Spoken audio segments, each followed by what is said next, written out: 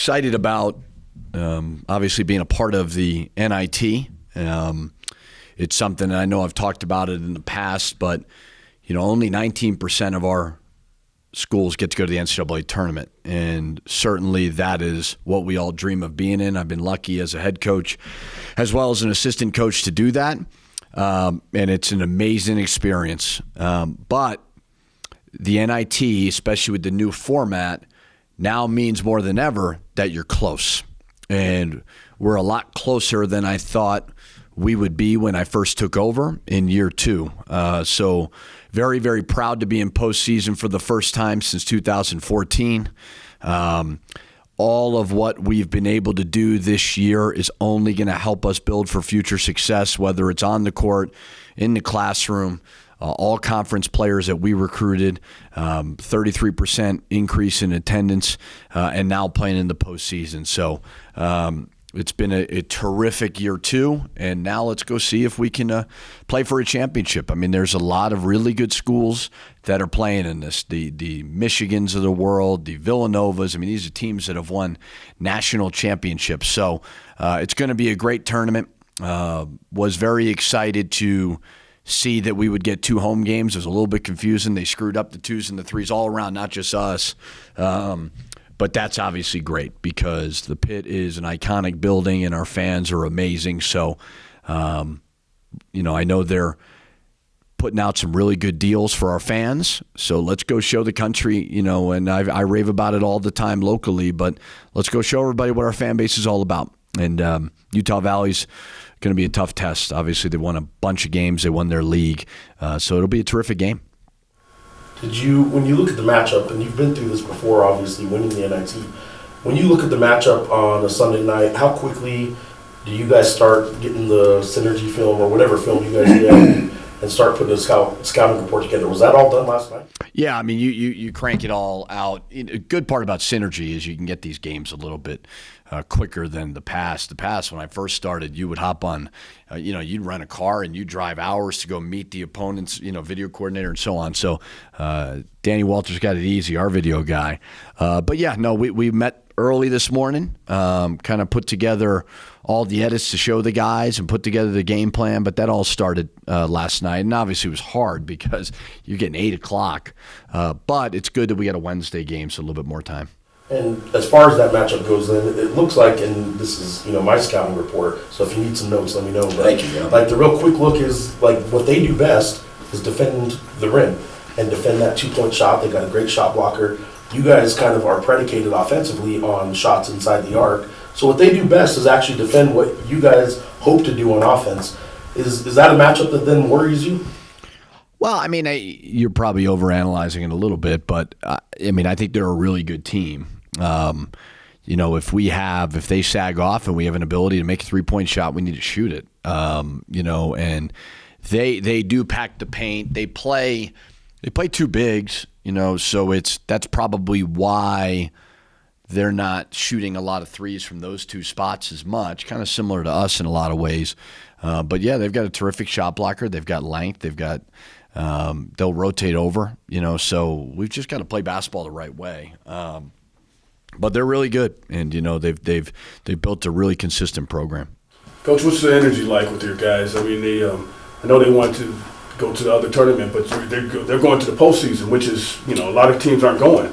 So what's the energy like? Yeah, there's zero entitlement in our locker room. I mean, I think that our guys understand, and I've tried to make it very, very clear to them about what they've done in such a short amount of time, and they deserve credit for that. I mean, we've jumped 250 spots in all the advanced metrics. That is unbelievable, and that's without inheriting a lot of guys left over. We had to really revamp the whole roster, and really all we have left from before was Javante. So give credit to those guys that we've recruited as well as Javante, and we've made tremendous strides. So I think they're excited about it. I really do. I don't think they're. We had a practice yesterday at 1 o'clock. Gave them off for the weekend, and it was spirited, and they were fun to be around. I mean, you say what you want. Now, we've won 22 games, which is great, and we've done a lot of amazing things, but the character of these guys may be the best part of this whole thing right now. and as far as they running with that character, you see somewhere of a foundation there, right? As far as and Mo has been a great guy in the locker room. So with all of that said, you guys could actually get in this thing and do something, you know?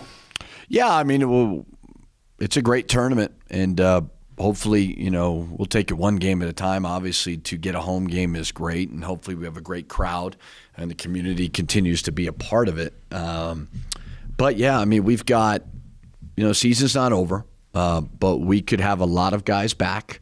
The only guy we lose is Mo, who has been great and was a terrific addition. So we were talking a little bit about recruiting, because whenever the season does end, we got to have all of our graphics and videos and all these things ready, because the first thing now is, all right, we're interested in recruiting. All right, let's do a Zoom. And now we're going to be able to have all the highlights from this year and so much more to sell than when we first got here. When we first got here, it was, okay, the pit and then what I had maybe done in my career. Now we can really show what we're doing. And Mo and all these guys have been great through this whole process. The transfer portal officially opens today. Is that anything that affects you guys until the season's over? No. Okay. Not that I know of. I mean, either monitoring, I guess, somewhat monitoring, but not internally roster. Yeah, there hasn't been anything on our end. I think everybody is excited to play in the postseason for the first time since 2014. And then whenever the season does end, we'll have conversations with everybody. And somebody is going to leave, and that's part of it. And having gone through this with the NIT before, what are some of the just small differences? I know there's a couple minor things. Did you have home games actually? I did. We were the first team out, so that was a lot of fun. So we were the number 1 overall seed in the NIT, and it's probably a little bit different at Minnesota. Not to say that one program is ahead of the other, but when I took over there, it was a much different situation than when I took over here. So I think the guys were excited, but to have those home games certainly kind of got us through, where I don't think there's any type of disappointment that we didn't make the NCAA tournament.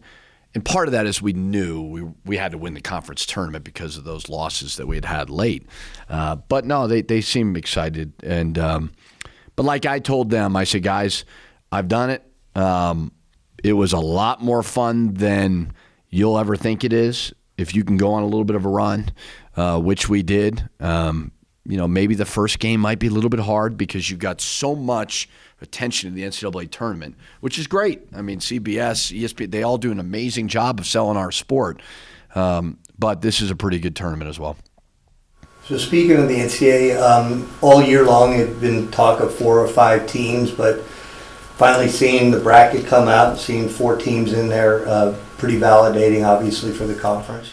I think it's the West Coast version of the Big East. That's what I truly believe. Now, do we have the money and resources that the Big East has? No, we don't. And I think as our league grows and we continue to have success, hopefully those things happen. Obviously, we have football. The Big East does not, which is it opens up a million doors for increased revenue, obviously, for all of our programs. But everybody always wants to know, like, are you a mid-major? Like, we are not a mid-major. Now, are we a Power 5? No, we're not a Power 5. They certainly have the money that we don't have. But every game's on TV. You're getting back-to-back years of 4 teams in the NCAA tournament, 1 team in the NIT. It's almost half your league is in the postseason. That's phenomenal. So hopefully we can continue to parlay this success to strengthen and be aggressive, because we all know realignment and all that stuff, who knows what the future holds. But I think it's a really, really good basketball conference. And like I said, to have 4 teams in, if you're in the NIT getting a top 2 seed, that means you're pretty close, which is great overall for just everything going forward. Coach, you mentioned a lot this season how the fans have really impacted you guys, and seeing this rebuilding year, resurgence of excitement in level basketball. And some of them may be disappointed now that you're in the NIT instead of the main one, but it's still a big accomplishment. Like, Do you want to talk a little bit about how the fans have really helped you, and hopefully they turn out for Wednesday's game? Yeah, as I've, our fans can never ever accuse me of not giving them credit, but they deserve it, because I have said over and over again, our fans are so far ahead of where we are as a program. Our fans were back in the top 30 in attendance. Talked about, multiple crowds of over 15,000, 33% increase. Like, our fans are doing their part.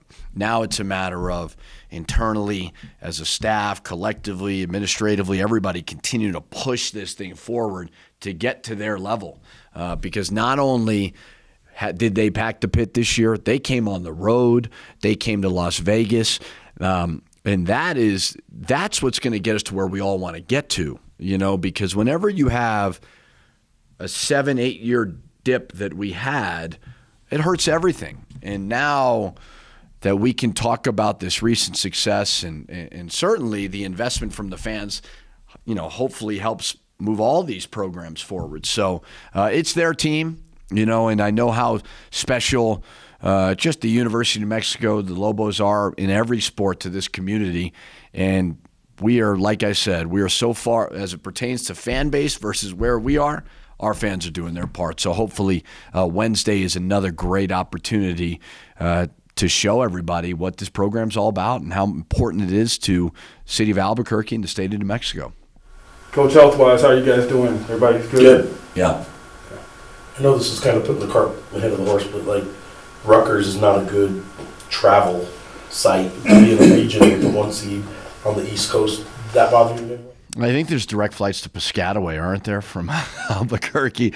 No, I don't. I haven't even really thought about it. I mean, if we're lucky enough to win 2, I'm kind of and that's why you need to have a good staff, because I'm really bad at all that stuff. And so I'm lucky to have, somebody like Peyton Stevens and Dave Williams are so good at just kind of helping with all that. So if we do win 2 in a row, like, I know for a fact they'll have us a beautiful charter, and we'll take care of that. So take it out of athletics budget and it'll be good. So no, I haven't thought about it, but I mean, if they lose, I'm under the impression that we would then have a third home game if we continue to win. But my focus is certainly on the getting a win part of it. What do you know from the initial scouting report about them, specific player-wise? I know they got 3 all-league players. Yeah, they've got good talent. I mean, I just watched the Southern Utah game, and that was a crazy game. And for all the people that say you have to foul up 3, nobody ever tweets about that, right? But then the obsession when you don't foul. But they fouled up 3 and it burned them. But we know Southern Utah because we played them, so obviously there's a common opponent there. But big-time shot blocker at the rim. They're 5-man. Fuller is a good utility guy. He can play the 4 and the 5. Their guards are talented. Shoot the ball well. They share it well, 16 assists per game. And then defensively, they got pretty good identity. Got good length up front, so be a challenge. Do you know Mark Manson at all? I don't. I know him to say hello to him. Excluding Iona, who's going to win the NCAA tournament? I have no idea. Yeah, I would say Iona's going to win it all, but I haven't even looked at it, honestly. My son Jack was, as you all know, he's pretty passionate about college basketball, so he had it all. And he was like, oh, we would beat them. He was still holding out hope that we would get in. But, I'm not sure. I think there's a lot of good ones, and I think with the transfer portal, I think you may see some weird ones moving forward instead of always the blue blood. So it'll be a fun tournament. Who did Jack pick? I think Jack picked. He said it. Who was it? I never listen to him anymore. He was really conflicted with the Iona stuff because we beat Iona and Iona's in the tournament. He's like, we're better than them. But I don't remember who he picked. I'm not sure. Coach, have you ever had a year like this where, we know what you inherited, but you guys came out smoking, and then it just everything was it was kind of a balance that the way it ended, but it was more than what you probably thought it would be. Well, I always kept kind of a measured approach through it all. And I've always been a big believer that you have to build it, and that takes time. And sometimes if you win too soon, people get a little too excited, and I don't think that's anybody's fault. And when you have a passionate fan base like we do, but I don't think we were all that far off. If you're in the NIT and you're getting a 2 seed, you're probably 2 wins away.